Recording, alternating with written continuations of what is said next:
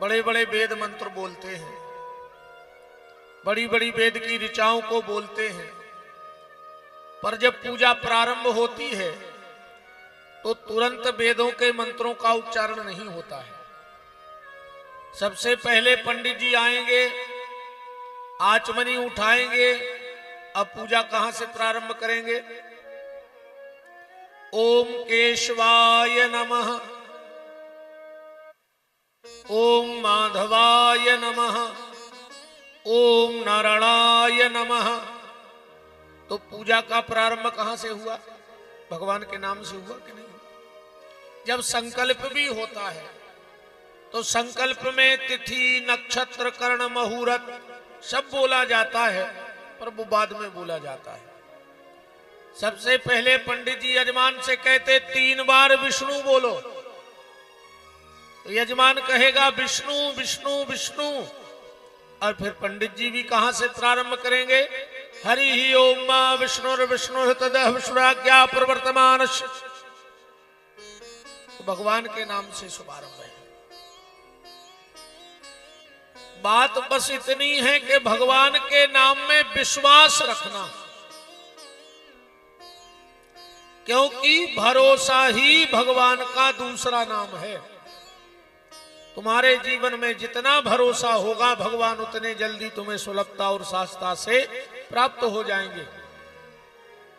देखो, भगवान के पास जाने की भर देर है, भगवान की कृपा में देर नहीं है। और भगवान तो इतने दयालु हैं, इतने दयालु हैं, भगवान शंकर कहते हैं कि भगवान में सब अच्छाई है, बस एक बुराई है।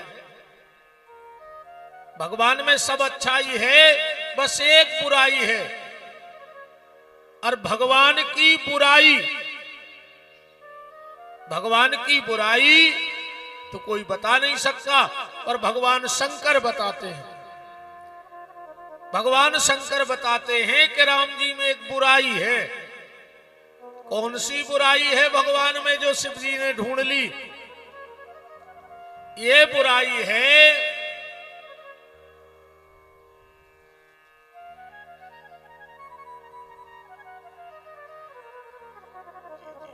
स्वागत है विराज श्री सीताराम।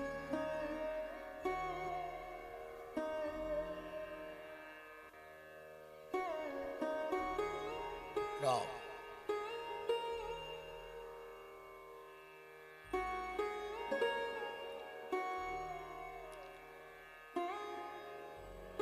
तो ठाकुर जी में कौन सी बुराई है? बस एक बुराई है। भगवान शंकर कह रहे हैं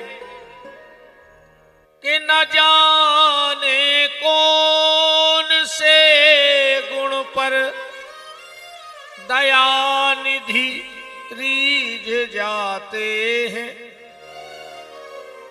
भगवान कभी अपने भक्त के अवगुण नहीं देखता है, और अगर भगवान भक्त के अवगुण देख ले तो फिर मुझे नहीं लगता कि किसी को भगवान मिलने वाले हैं।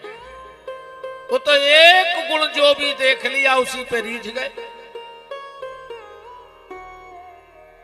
भगवान कैसे हैं? देखो, एक बात कहें, एक लोहे की घंटी होती है, वो मंदिर में भीतर बजती है कि नहीं बजती?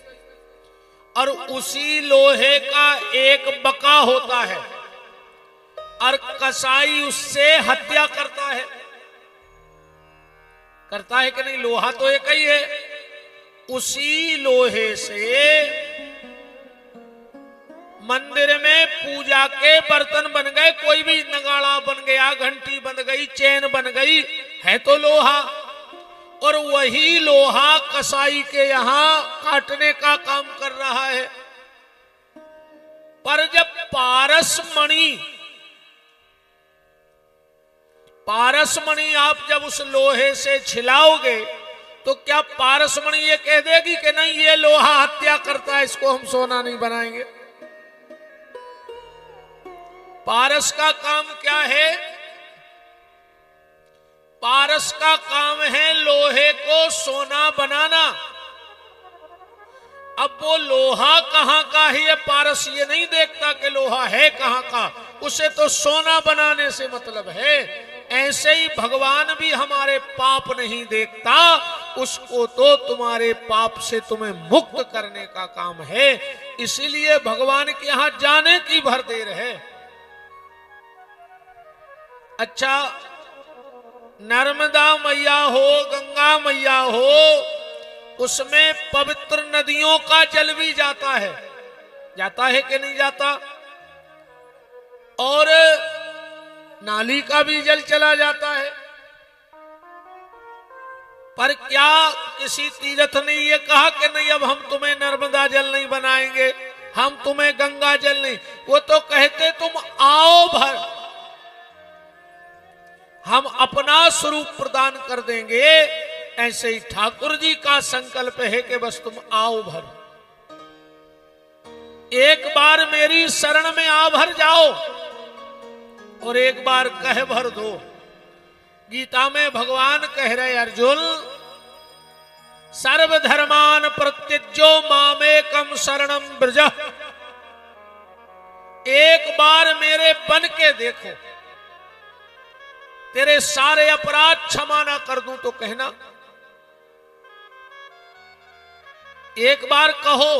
अब बात आती है, हमने तो कई बार कहा, हमने तो कई बार राम राम कहा, अभी वैसा नहीं कहा जैसा कहना था। अभी हमने ऐसा कहा, देखो ईमानदारी बताएं, 2 साल से हम खूब नरसिंहपुर आ रहे हैं या जिले में आ रहे हैं। अब तो कई लोग हमसे ये कहने लगे हैं, महाराज क्या घुट्टी पिला दी नरसिंहपुर वालों ने, क्या हम लोग कथा नहीं सुनना जानते, क्या हम लोगों को समय नहीं देते, नरसिंहपुर वालों को जल्दी जल्दी समय दे देते हो। तो कई लोगों से पहचान हो गई है। अब मान के चलो कोई हमारे पास आए और कहे महाराज बहुत दिन में मिले, दुनिया की बात है तो समय कई बात कहे हैं आप, यार भैया मिल भली नहीं पाए, मनो तुम हो हमें प्राणों से प्यारे। अब बताओ जब हम सही बोल रहे कि झूठी? जब बिल्कुल सरासर झूठी आए, तुम हमें प्राणों से प्यारे हो। एक आध आदमी और मिले, काय गुरु जी, अरे भैया क्या करें व्यस्त है, पर हो तुम प्राणों से प्यारे। और अगर नरसिंहपुर जिले में हम 10-20 लोगों से जय जय बोल दें कि तुम प्राणों से प्यारे, तुम प्राणों से प्यारे, अरे कहूं हमारे प्राण सोच ले वे कि जब हमसे प्यारो मिल गए तो हम चले, फिर हमारा क्या होगा? तो जैसे अभी हम संसार से झूठ बोल रहे हैं, ऐसे ही हम भगवान के सामने भी झूठ बोल रहे हैं। जिस दिन हृदय से एक बार कह दोगे कि प्रभु मैं तेरा और तू मेरा, सारा झंझट ही खत्म हो जाएगा प्यारे। बात तो एक बार की है। गोस्वामी तुलसीदास जी से किसी ने पूछा कि व्यक्ति को कितना भजन करना चाहिए।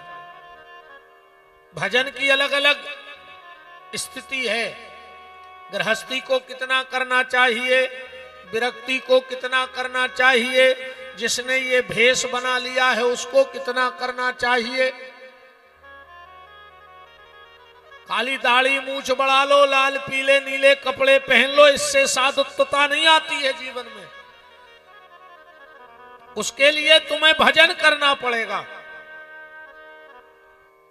तो गोस्वामी तुलसीदास जी ने, गृहस्थी ने पूछा कि कितना भजन करें।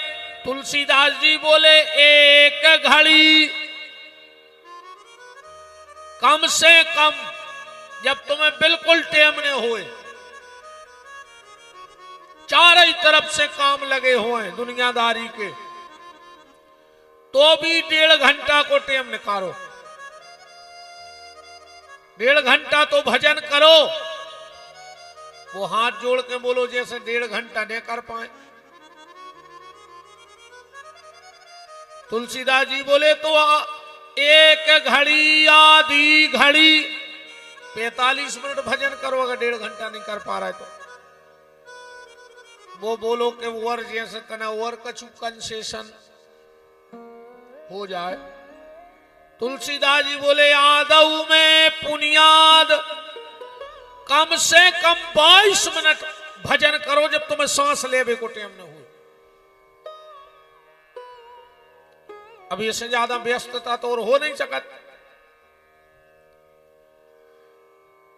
जब बिल्कुल भी टाइम ना हो तो 22 मिनट भजन करो, और वो बोलो जैसे 22 मिनट भी न कर पाए तो तुलसीदास जी बोले फिर विपिन बिहारी से पूछ ले, आगे की ओखों पता है कि फिर क्या करना है। इतने तक तो तुलसीदास जी ने बताई है। 1.5 घंटा भजन करो, न करो तो 45 मिनट, और न करो तो 22 मिनट। और अगर इतो ने कर पाओ, पैसा न हो तो हमारे लगा आ गए हैं, हमसे पैसा ले जाइयो, कथा तो मैं सुनवे की कोई जरूरत नहीं है, भाई चले जाना, बाजार बंद हो जाए। जो अच्छी चूहा मार के 5 पैकेट ले आओ, अच्छे दूध में घोरियो, और रात में भीतर से लगा लियो किवाड़, और वो दूध पी लियो, तुम्हें सबसे प्यारे की कसम है, और मर जज्जो कल। जब 22 मिनट भजन नहीं कर पा रहे तो मर जा, फिर काहे को जी रहे बताओ।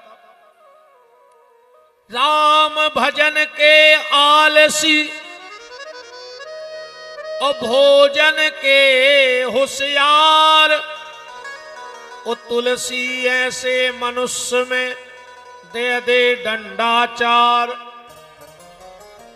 ऐसे आदमी को मर जाना चाहिए। भरोसे से भगवान का भजन करो, और कितना भरोसा, इतना भरोसा। एक बार बनारस में, ध्यान से सुनना, गोस्वामी तुलसीदास जी भरत चरित्र की कथा गा रहे थे। भाव इतना गहरा चला गया कथा का, गोस्वामी जी आंख बंद करे हैं और कथा कह रहे हैं, आंखों में आंसू की धार लगी है। पता ही नहीं पड़ा कथा का समय कब हो गया। श्रोता उठ उठ के जाने लगे, पर गोस्वामी जी तो आंख बंद करके कथा गा रहे थे।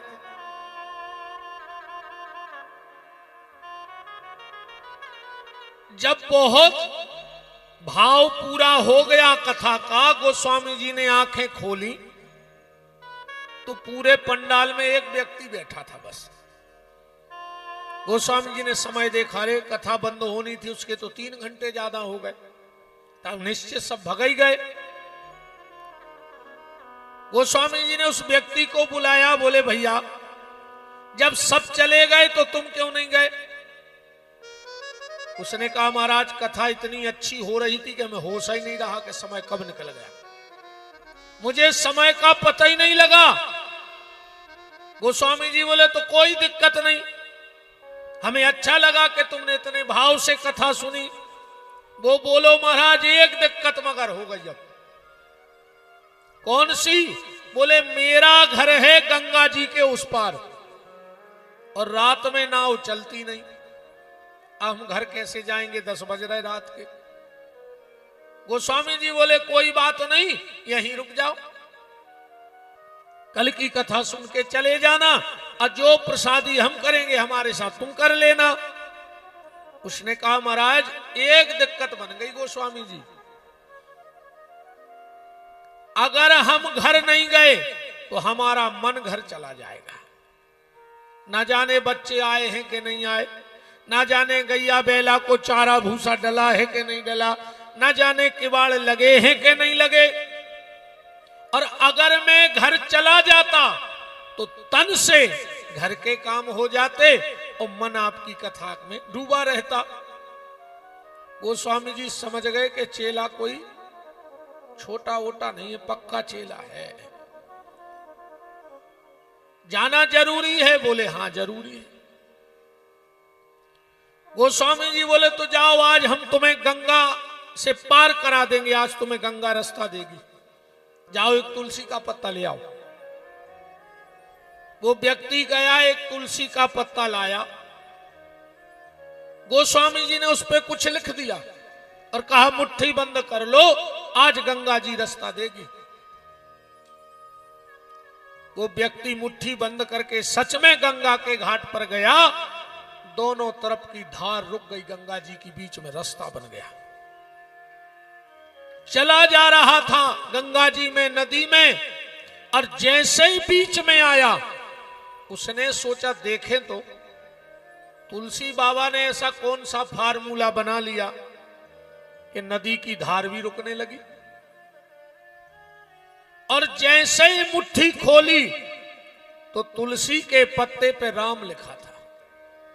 इसके मन में आया ये कौन सी बड़ी बात है, जो तो चंदन घोर के राम हम भी लिख लें, तुलसी है ही। और जो ये विचार मन में आया, दोनों तरफ की धार इकट्ठी हो गई। ये डूबने लगा। ये चिल्लाया राम बचाओ, राम बचाओ, राम बचाओ। राम जी नहीं आए। पर जब बिल्कुल अंतिम सांस निकलने लगी तो इसके मुंह से निकला, हे तुलसी के राम हमें बचा लो। भगवान ने अंगुली पकड़ी, इसको उठा के गंगा के उस पार रख दिया। अब तो ये रात भर नहीं सो पाया कि जब मैं चिल्लाया कि राम बचाओ तो राम नहीं आए, और जैसे ही मैंने कहा हे तुलसी के राम बचा लो तो राम जी आ गए। सुबह पहली नाव में बैठा, गोस्वामी जी अपनी नित्य क्रिया करके निवृत्त हुए थे। ये आकर के चरणों में लिपट गया। बोले बाबा ये बताओ राम कितने हैं, राम हैं कितने? तुलसीदास जी बोले कि ये बात तुम क्यों पूछ रहे हो कि राम कितने हैं?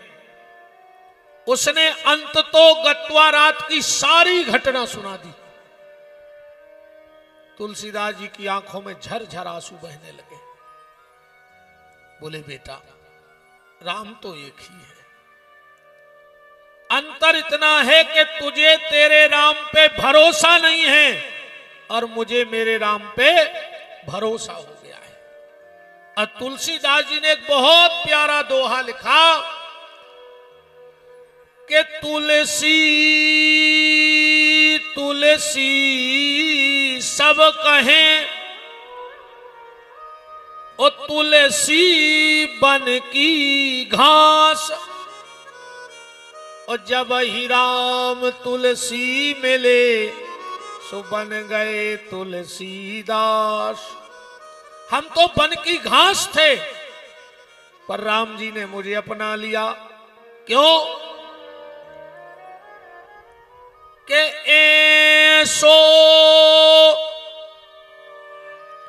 को उदार जग माही, ऐसो को उदार जग माही, बिन सेवा जो द्रवहि दास पे, राम सरस को नाही, ऐसो को उदार जग माही। दुनिया में राम जैसा कोई दूसरा है ही नहीं, इतना सरल। बिन सेवा जो द्रवहि दास पे, राम सरस को नाही, ऐसो को उदार जग माही। भगवान जैसा दुनिया में कोई दूसरा नहीं है। अच्छा एक बात और समझना, जितने सरल हमारे सरकार हैं, जितने सरल हमारे सरकार हैं, उतना सरल और कोई है ही नहीं दुनिया में। अच्छा एक बात बताओ, भगवान की एक सरलता का एक फोटो देखो, गोस्वामी जी ने रामायण में चिपका दिया कि कितने सरल हैं राम जी। एक तस्वीर देखो, एक फोटो देखो,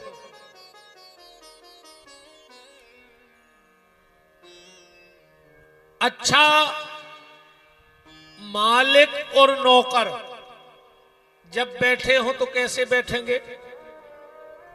मालिक बैठेगा कुर्सी पे और नौकर बैठेगा नीचे, यही नियम है ना।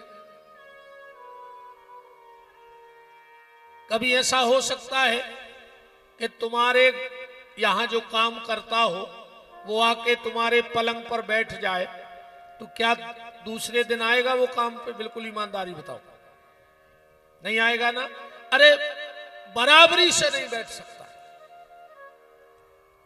पर राम जी कैसे मालिक हैं, एक फोटो देखो।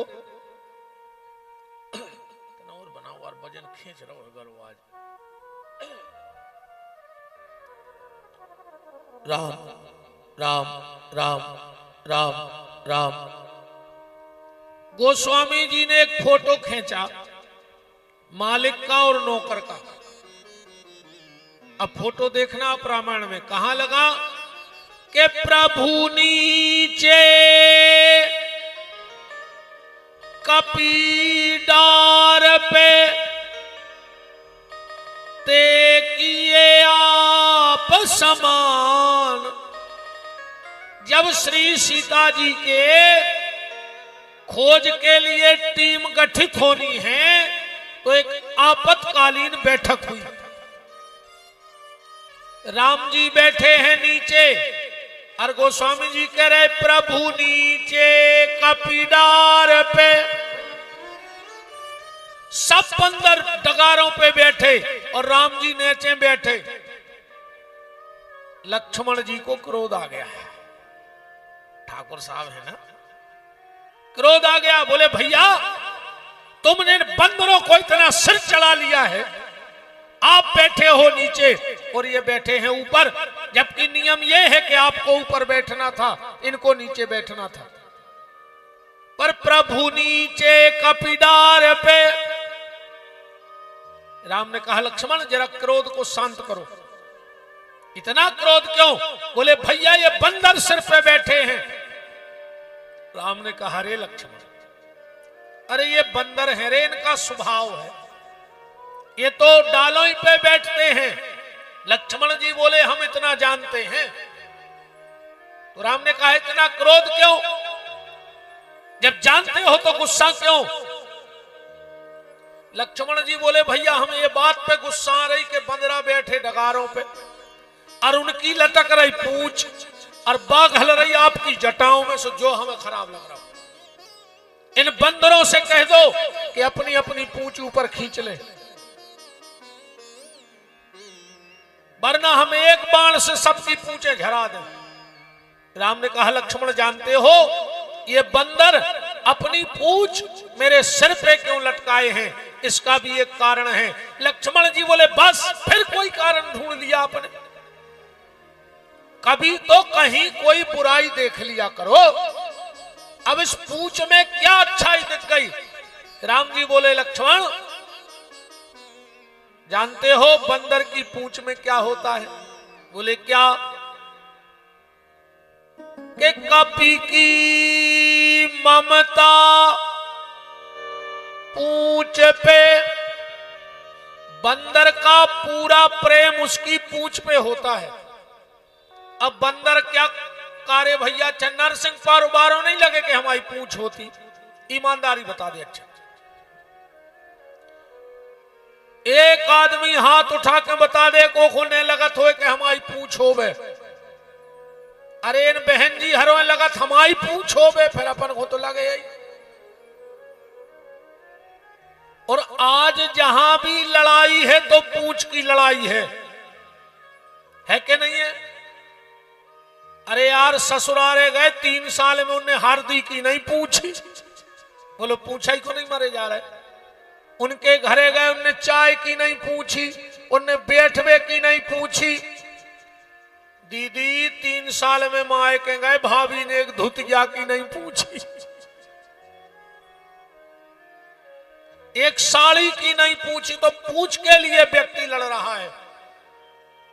पर एक सूत्र देके जा रहा हूं नरसिंहपुर वालों, अगर तुम चाहते हो कि समाज में, नगर में, मोहल्ले में, घर में तुम्हारी पूछ हो, तो इस दास की एक बात मान लेना, कल से अगर पूरे नरसिंहपुर में तुम्हारी पूछ ना हो जाए तो परसों हमारी नाक काट लेना, हम यहीं बैठे। हमारी कथा ऐसी नहीं कि मरने के बाद फल मिलेगा। हमारी कथा तो घर जाओ तो तुरंत फल मिले तो कथा है, ना कोई मतलब नहीं। तुरंत बदलाव की कथा है। अगर तुम चाहते हो कि तुम्हारी पूछो तो बस एक काम करने लगो, नरसिंहपुर में जितने जानवर हो उनको देख लेना, तुम्हारी पूछ होने लगेगी। जानवर की पूछ कहां होती है? पीछे। सींग के यहां किसी की पूछ है? हर जानवर की पूछ कहां है? पीछे। मतलब जब तुम दूसरे की पूछ करोगे तो तुम्हारी पूछ पीछे होगी।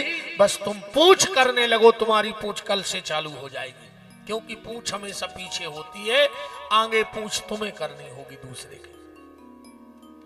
तुम कल किसी को हाथ जोड़ के सीताराम करना, वो तुमसे परसों नहीं भी कर पाओगे तो सीताराम करेगा। सम्मान दो और सम्मान लो। वो समय अब गाओ कि तुमको उसे सीधे ने बोलो, तुमसे सब भैया जी कहें। तो अब हर घरे भैया जी है, हर घरे रोटी खा रहा है आदमी। ये तो अब बेसमय न कर गए। हमारे यहां एक कहावत चलती कि दे पपर गया सो ले पपर गया।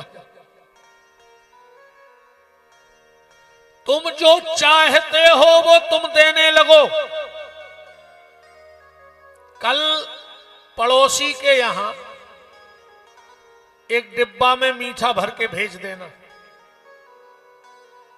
जब वो पड़ोसी डिब्बा लौटाएगा और अगर उसके घर में मीठा नहीं होगा तो शक्कर के दाने तो डाल ही दे, पर खाली डिब्बा नहीं लौटाएगा। कि लौटाएगा? मीठा भेजोगे तो मीठा ही लौट के आएगा।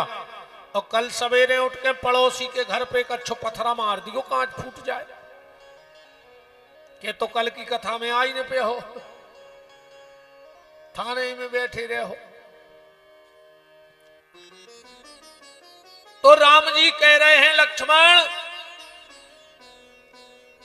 ये बंदर अपनी पूंछ मेरे सिर पे इसलिए लटकाए हैं, ये मुझसे कह रहे हैं कि राम चिंता ना करो, अगर तुम अयोध्या से 3 माताओं की ममता छोड़ के आए हो तो जंगल में हम तुम्हें बिना ममता का नहीं रहने देंगे। हमारे पास जितनी ममता है वो हम तुम्हारे सिर पे डाल देंगे। और राम ने कहा, लक्ष्मण इस समय अगर नारद आ जाता तो हम उसको एक जवाब दे देते। मेरा एक हिसाब पड़ा है पुराना। बोले कौन सा?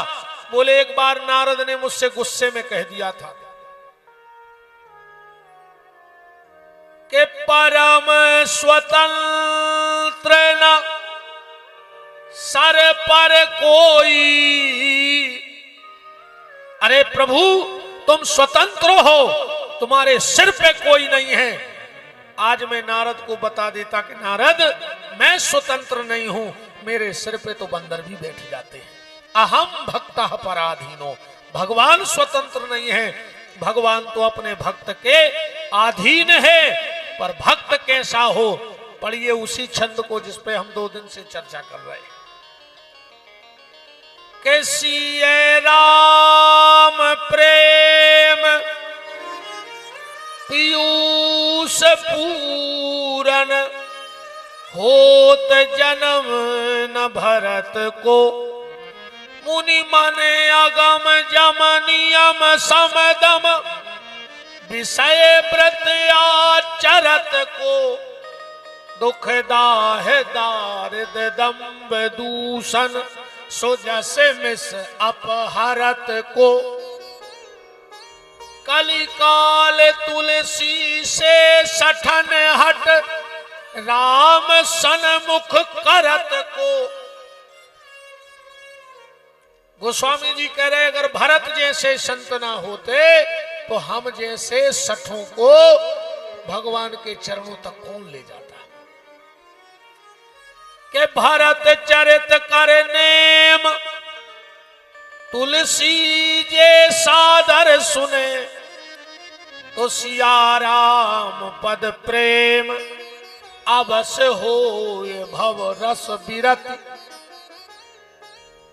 गोस्वामी जी पढ़ते हुए कह रहे हैं कि जो भरत जी की चर्चा सुन लेगा निश्चित श्री सीताराम जी के चरणों में उसका प्रेम हो जाएगा। कल हम लोगों ने नरसिंहपुर में 7 स्टाम्प लिखवाए थे। कल के श्रोता बैठे होंगे, कितने स्टाम्प लिखे गए थे?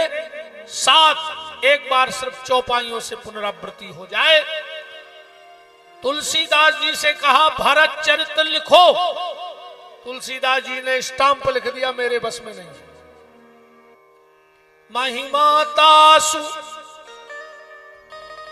महिमातासु कहे किमि तुलसी और भगत सुभाव सुमत ही ये हुलसी। फिर शारदा जी को बुलाया कि तुम लिख दो भरत की कथा, तो शारदा ने भी स्टाम्प लिख दिया, मेरे बस की बात नहीं है। कहत शारदा के मति ही के और सागर सीप के जाए उलीचे। जैसे छिपनी से समुद्र खाली नहीं हो सकता, वैसे शारदा की भी ताकत नहीं है कि भरत जी की कथा लिख सके। ब्रह्मा विष्णु महेश ने भी मना किया। कल मैंने चौपाई पढ़ी थी कि अगम सनेह भरत रघुबर को और जहां न जाए मन विधि हरिहर को। हनुमान जी ने भी मना कर दिया, मैं भरत के विषय में नहीं बोल सकता। तो फिर बात आई गुरुदेव वशिष्ठ के यहां चलो। हम लोग कल इस दोहे पर रुक गए थे, इस चौपाई पे विराम था कि भरत महा महिमा जल राशि अमुनि मति ठाड़ी तीर अबलासी। देखो भरत जी हैं अगाध समुद्र, अगाध सागर। अब समुद्र को पार करना है तो 3 चीजों से पार किया जा सकता है, नदी को, समुद्र को, सागर को। सबसे पहला जहाज के द्वारा, जहाज के द्वारा पार हो जाएगा। दूसरा नाव के द्वारा, और तीसरा बेड़ा। बेड़ा मतलब वो एक लकड़ी का बना लेते हैं, उसके द्वारा। तो भरत रूपी समुद्र को पार करने के लिए वशिष्ठ जी के पास ज्ञान का जहाज है। गोस्वामी जी ने ज्ञान को जहाज कहा कि बंदऊ चारऊ वेद भव बारिद सरस। तो ज्ञान का जहाज वो कर्म की नाव, कर्म की नाव और उपासना का बेड़ा, उपासना का बेड़ा। तो आज वशिष्ठ जी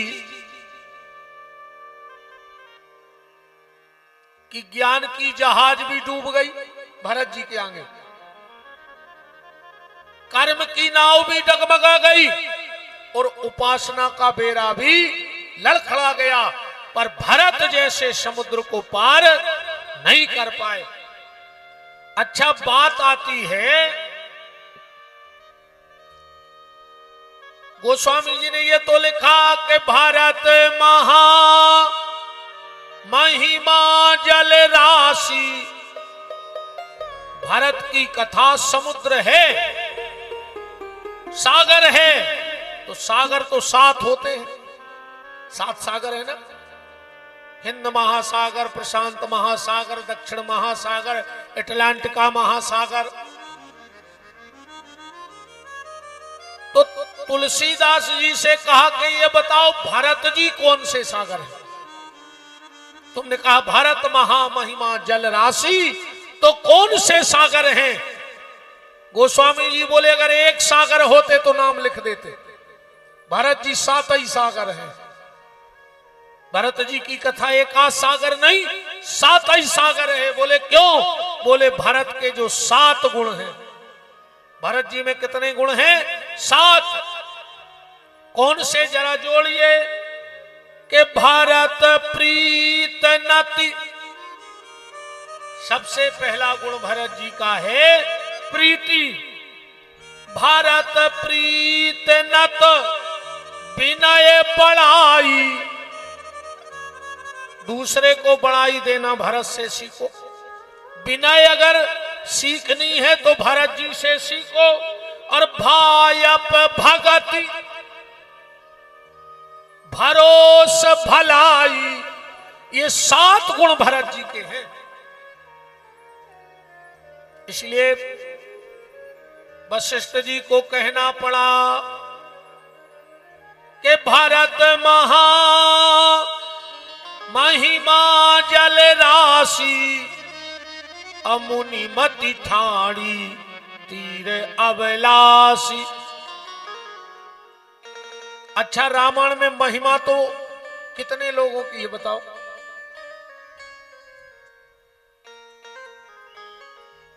एक तो महिमा रामायण में माताओं की है। इन माताओं की महिमा तुलसीदास जी ने गाई है। कौन सी माताओं की महिमा? जो अपने पति को सुख देती है, उसी का नाम पत्नी है। अब आजकल तो पत्नी को मतलब ही बदल गओ, जो पति से रेवे तनी तनी, पति से रेवे तनी तनी, और के जेब में ने देख पाए मनी। अच्छा, एक बात है, इतने हुए न नाराज हो जाए, पुलिस और पत्नी बिल्कुल एक सी होती, इनमें बिल्कुल अंतर नहीं है। बैठी हुई जी पुलिस का है, अब बात तो मुंह में से न करे आई सुबह तो हम कहे हैं, अब जो हुज्जे सो निपट भी बात तो पच नहीं सके। पुलिस और पत्नी बिल्कुल एक से होते। कैसे? तुम आधी रात घरे आइयो, पत्नी एक बार जरूर पूछे कहां से आ रहे, और आधी रात रोड पे पुलिस को मिल जा तो वह जरूर पूछे कि कहां से आ रहे। पूछा था कि नहीं? आधी रात में घर आओ, पत्नी पूछे कि कहां से आ रहे, और आधी रात रोड पे मिल जाओ, पुलिस जरूर पूछे कहां से आ रहे। अच्छा, पत्नी पति के जेब में पैसा नहीं देख सकत, बोलो गलत तो नहीं है?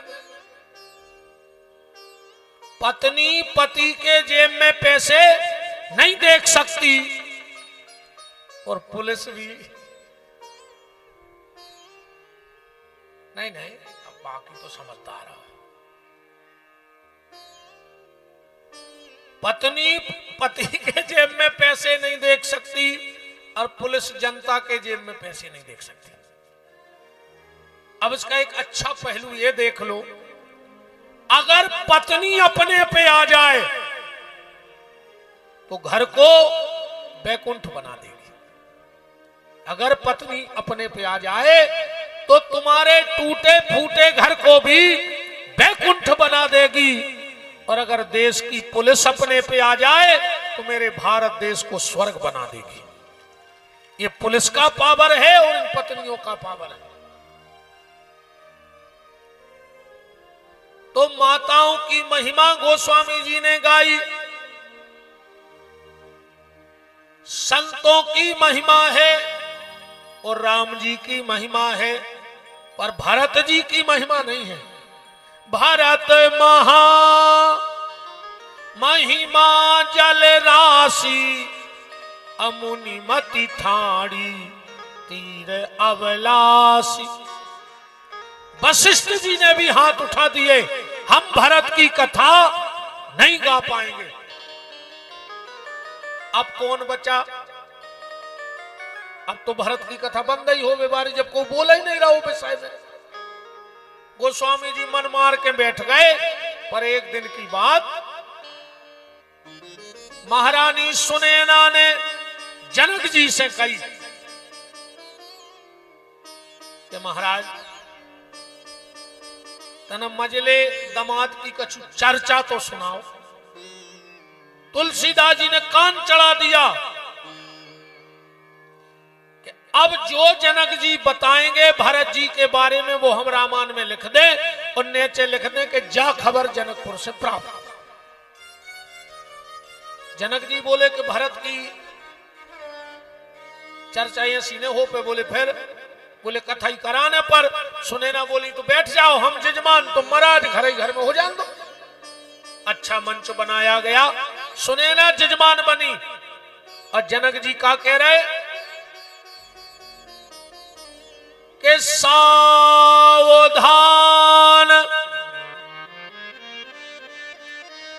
सुन सुमख सिलोचन। चौपाई पढ़ते चलना, जनकपुर में कथा बैठ गई, भरत चरित्र बैठा कि सावधान सुन सुमख सिलोचनी और भरत कथा भव बंद विमोचन। लोचनी नहीं है, विमोचनी है। लोचन में और विमोचन में अंतर क्या है? भगवान के प्रति भक्ति हो जाए तो व्यक्ति बंधन से मुक्त हो जाता है, ये लोचनी कथा है। जीव की मुक्ति हो जाए,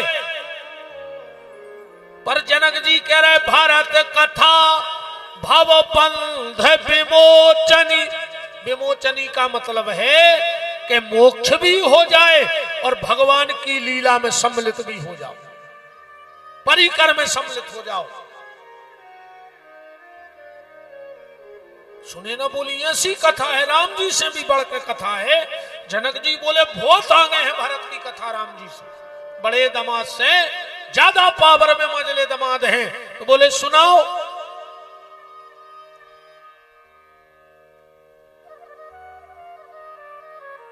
तो सुनो। बोले सुनाओ। बोले सुनो। अरे बोले सुनाओ। बोले सुनो।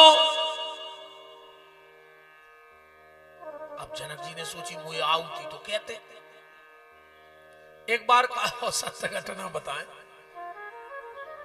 एक बाबा जी एक गांव में बेचारे बल्कि सीधे सच्चे महात्मा पहुंचे, गांव भर के घेर गए। कथा सुनाओ। अब बाबा जी बोले मुंह से नहीं बने, गांव के बोले बात तो सुना नहीं पाए। तो जी के रुके तो उसे कही यार भैया हमसे नहीं बनाते आए, काय को हमसे हम फंसा रहे, अपन तो सीताराम बारे महात्मा है। बोले नहीं नहीं नहीं, मेरे मन से लग गई, गांव भर के जुड़ गए, बाबा को बैठा दो जबरदस्ती। उन्हें पेलो पन्ना पलटो के लगो हद कर दे, हद हो, और वो तो रोबे लग गो। गांव के बोले काय? बोले भाव ऐसो है कि अब हमसे आगे बोल तो ही नहीं बन रहा।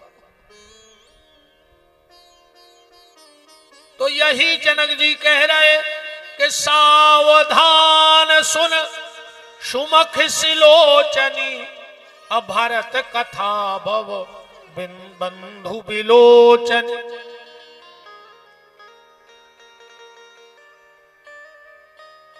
सुनाओ। जनक जी बोले सुनो। बोले सुनाओ। बड़ा ही मंगलमय महामहोत्सव है। हमारे गुरु दरवाजा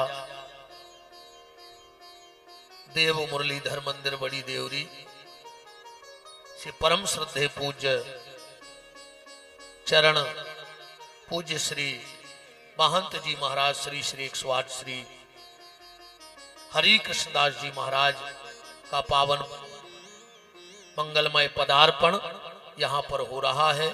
मैं पूज्य चरणों में कोटशा नमन बंदन प्रणाम करता हूँ और आप सब वहीं से पूज्य महाराज जी के चरणों में नमन बंदन प्रणाम ताली सेवा के द्वारा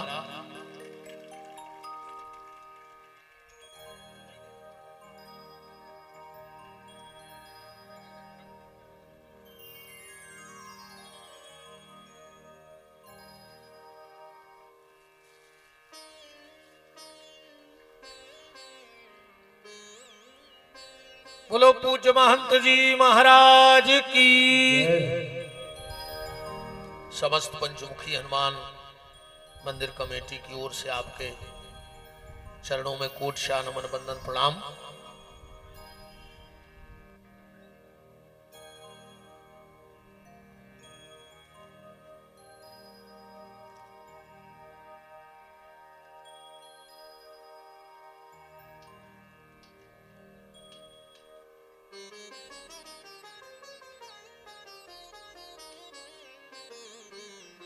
जनक जी कथा करने के लिए बैठे हैं जनकपुर में भरत जी की। बोले सुना हूं, बोले सुनाओ, बोले सुनो, बोले सुनाओ। अरे सुने ना बोलिए, घंटा होगा सुनो सुनो दाए हो आगे का चुके ही नहीं दाए। जनक जी बोले तो सही बताएं। बोले का? बोले हम जानते ही नहीं है। तो बोले जब नहीं जाना तो काय खोजो, तो बड़ो टेंट लगवाओ, पंडाल लगवाओ, प्रचार करवाओ। जनक जी बोले हम नहीं जानते, पर जो जानता है भरत की कथा हम उसको जानते हैं। सुने ना बोली तो अब उनको बुलवाओ जो जानत है, उनका नाम पढ़ो रामायण में। बोले जान ही राम, राम जी भर जानते हैं भरत के विषय में दुनिया में। जान ही राम, तुलसीदास जी तुरंत पहुंच गए राम जी के। बोले काय सरकार, हम 50 वक्ता ढूंढत फिरे, जब आप जानत थे तो आपने कहे नहीं कही कि हम भरत कथा कर हैं। राम जी बोले हमारी कौन है कही? बोले तुम्हारे सुसर ने के जान ही राम। राम जी बोले फिर के जाओ पूरी चौपाई करवा के ले आओ। तैसे के का मतलब। जनक जी ने आगे का लिख के दो के जान ही राम ना कहूं बखानी।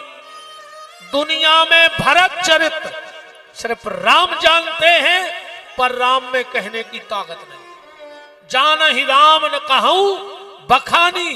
क्यों? भरत चरित्र ऐसा है, कोनो गूंगा खो गुड़ खुआ दे, अब उसे पूछो कि का स्वाद कैसो है। अब बताओ गूंगा कहां बते के गुड़ कैसो लग रहा हो? बता सकत गूंगा के साथी रे जो भरत चरित अमोह से कहो न जाए। और जैसे गूंगा गुड़ खाए के सेनन कहे लखाए। वो तो सेन में भगा मुंह से बोले नहीं सकता। ऐसा ही हालत राम जी की हो गई। राम जी दुनिया में भरत चरित्र जानते हैं, पर राम जी की कहने की ताकत है नहीं।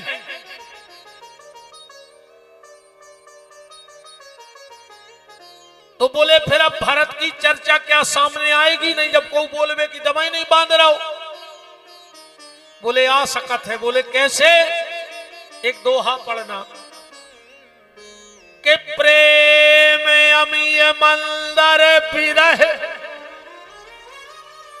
भारत पयोधि गंभीर अमथ प्रगट्यु।